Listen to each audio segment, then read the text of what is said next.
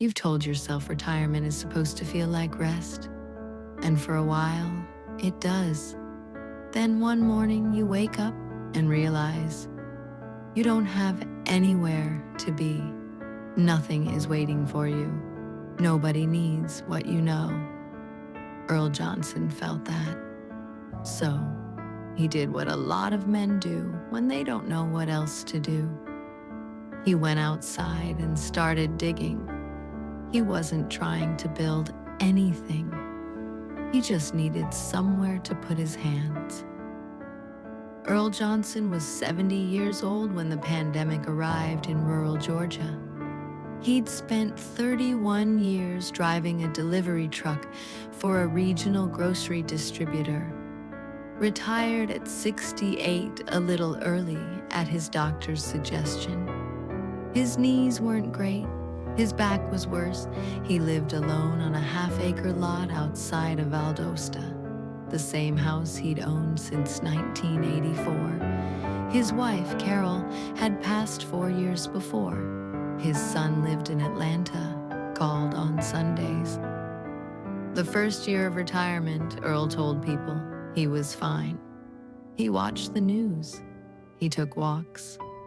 He drove to the diner on Route 12 on Tuesday mornings and sat at the counter until the coffee ran out.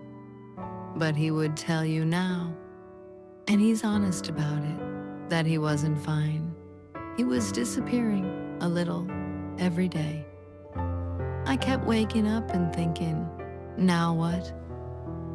In April of 2020, with nowhere to go and nothing open, he found 3 seed packets in the back of a kitchen drawer. Tomatoes, squash, green beans. Carol had bought them 2 summers before she got sick. He didn't plan anything. He dug up a patch of yard behind the house and put them in the ground. He didn't know if they'd grow. He didn't have a reason to care, except that it gave him something to do before noon. By July, he had more tomatoes than he'd ever seen. He was about to throw the extras away. His neighbor, Louise, knocked on the back fence before he could. That was the moment everything changed, though Earl didn't know it yet. Louise took the tomatoes. She told him they were the best she'd had in years. Real flavor, she said, not like the ones at the store. Earl shrugged it off. He told her it was just a garden. But the next week, she knocked again. She'd told her daughter. Her daughter ran a small catering operation out of Tifton, 40 minutes north. Louise leaned on the fence post. She wants to know if you have more. Earl looked at the yard. He told her he'd think about it. He almost didn't call. He spent 3 days talking himself out of it. He was 70 years old. He didn't know anything about selling produce. He'd never run a business in his life. He called his son in Atlanta and explained the situation. His son told him it was probably nothing. "Dad, it's tomatoes."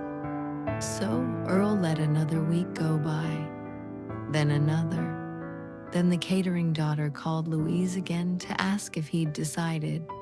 She'd mentioned the tomatoes to 2 restaurant owners she worked with. They were interested. Earl stood in the kitchen holding the phone Louise had handed him over the fence. He was quiet for a long moment. He thought about the delivery routes he'd run for 31 years. Every stop, every produce manager, every loading dock at 4 in the morning. He knew food. He knew freshness.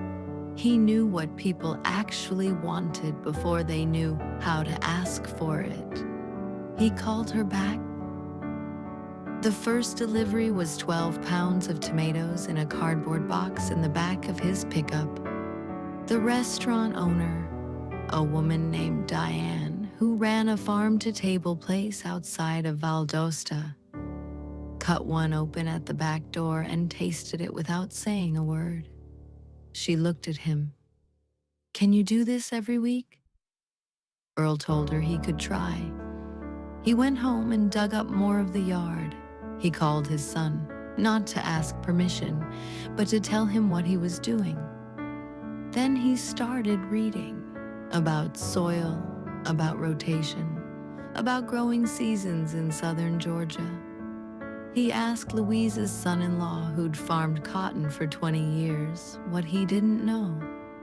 He wrote things down in a notebook. By the following spring, he'd expanded to a quarter-acre plot. By fall, he had standing agreements with 3 restaurants. By the time he turned 72, it was 6. $2,200 a month. His knees still hurt. He still drove to the diner on Tuesdays. But he stopped waking up thinking now, what? The day Diane called to ask if he could add butternut squash to the order, he was already in the yard. He set down his phone on the fence post. He looked at what he'd built from 3 seed packets Carol left in a drawer. He picked up his trowel. Earl Johnson doesn't call himself a farmer. He calls himself a man who had too much time and too many tomatoes. He still lives in the same house, still calls his son on Sundays, though now his son calls first most of the time. He hired Louise's grandson part-time in the summers to help with the heavy work. Last fall, Diane asked if he'd consider supplying the new hotel opening near the state park. He said he'd think about it. He's thinking about it. He still has Carol's seed packets, the empty ones, in the kitchen drawer. He put them back there after he used them. He's not sure why. Maybe because some things are worth keeping even after they're empty. Maybe because she bought them, and he figures she should get some of the credit. People ask him now what his advice is for someone in retirement who feels lost. He's quiet for a moment when they ask that. He doesn't say, find your passion. He doesn't say, it's never too late. He says, find a problem, even a small one, even a stupid one, even too many tomatoes. Just find one thing that needs solving, and then solve it. He had too many tomatoes. What problem in your life, right now, today, might actually be an opportunity you haven't looked at the right way yet?